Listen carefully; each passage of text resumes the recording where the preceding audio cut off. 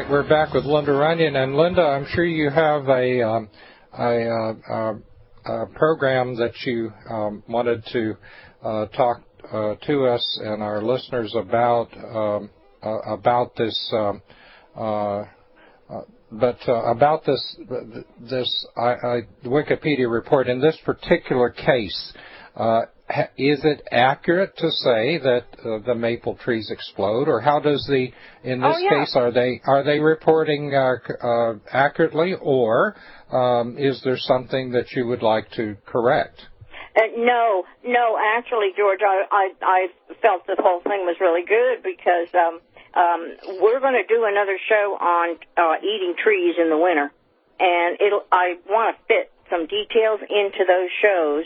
But all I really wanted to say today was to tell you that, and then to tell you that they explode by the sap freezing, because at 20, 30, 40 below with a wind chill, the sap freezes quickly. And when it freezes to a certain point, then you have wind behind the coal, and it was that wind that pressing against that tree with the sap freezing as frozen as it can get, that actually causes that bark to split.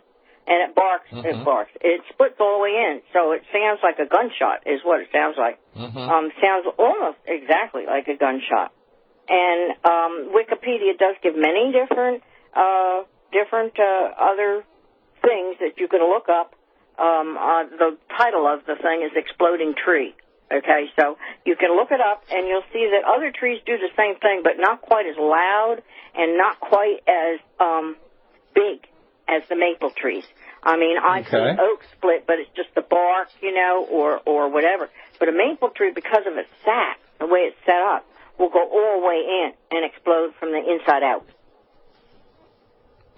That's very interesting, and I was really happy to see that, because I've always wanted to know the exact thing that happened there, because it was always such a startling thing. And that's something I wasn't even aware of, but I hadn't heard it's been about logged in before.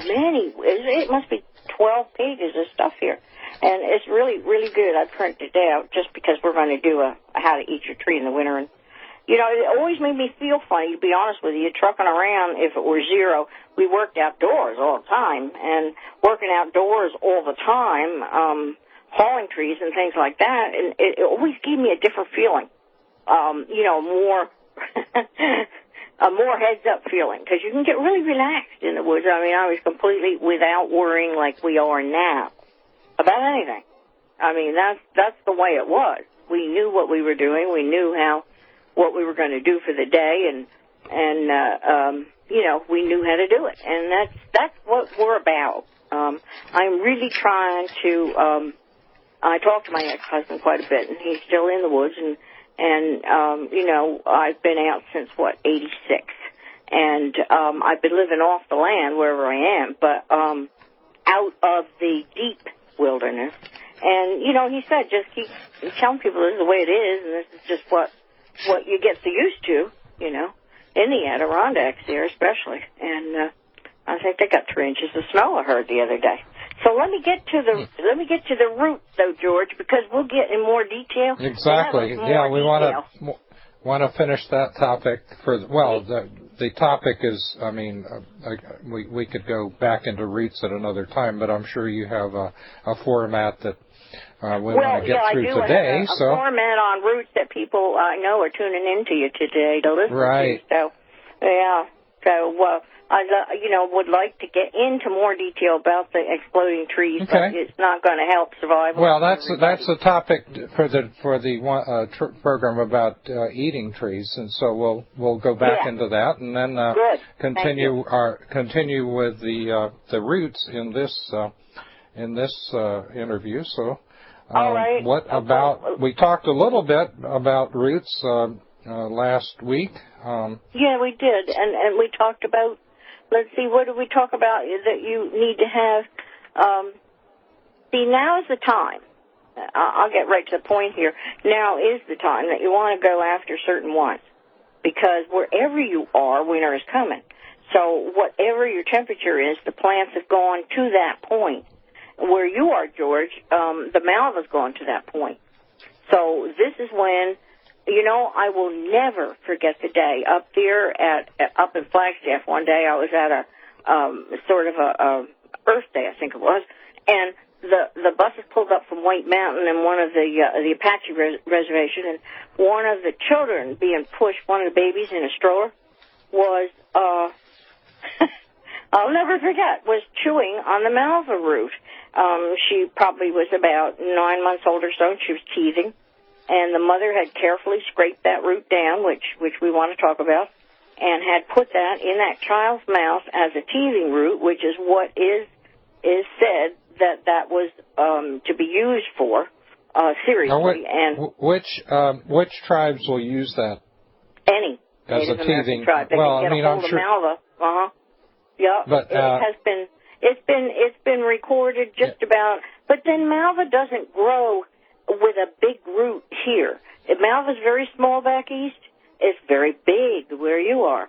So this is one of these plants that changes with where you are. You have it, but it will change with your environment. So we have small roots here, which I would still dig up and use to that point. But I think with a child, it would be safer if you're putting a root in a child's mouth sideways, like you would a rattle. It's a lot safer to put your roots that you have there, because they're at least 7 inches, 8 inches, bigger than that this time of year. And when I pulled them back there to keep them for food, we froze them and we dried them. Those are the two ways that we used them. All of my roots, I either, if it's hard to explain, let me see if I can back up here. If you're going to save them for medicine or for food, your best bet is to think 3 different ways. Do I have a freezer? Do I want a freezer? And that's obviously the easiest way.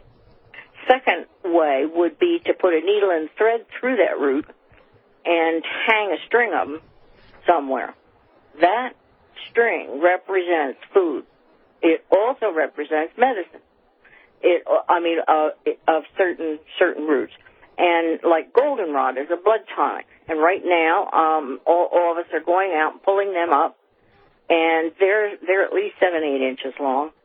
And you scrub them up with a toothbrush. That's a given. I found that the old toothbrush was the best darn tool.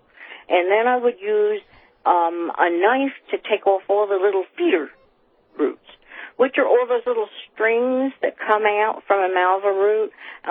We call them spiders. The spiders, you take them off easy with a knife. If you try to use a potato peeler, all you're going to be doing is skinning the spider roots. You sort of take a layer off of them. It takes quite a while to clean a root without using a knife. Use a knife. It's a lot easier. Okay, we'll continue right after the break. I imagine the Native American use of malva was pretty ubiquitous because the plant is ubiquitous, and we'll take that up right after the break.